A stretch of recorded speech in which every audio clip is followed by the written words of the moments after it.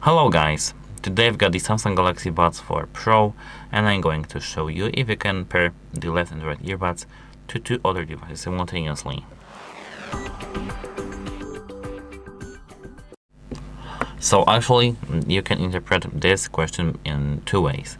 The first way is that you can pair your earbuds with both earbuds, 1 and 2 earbuds, the first and the second, to two devices but at the same time.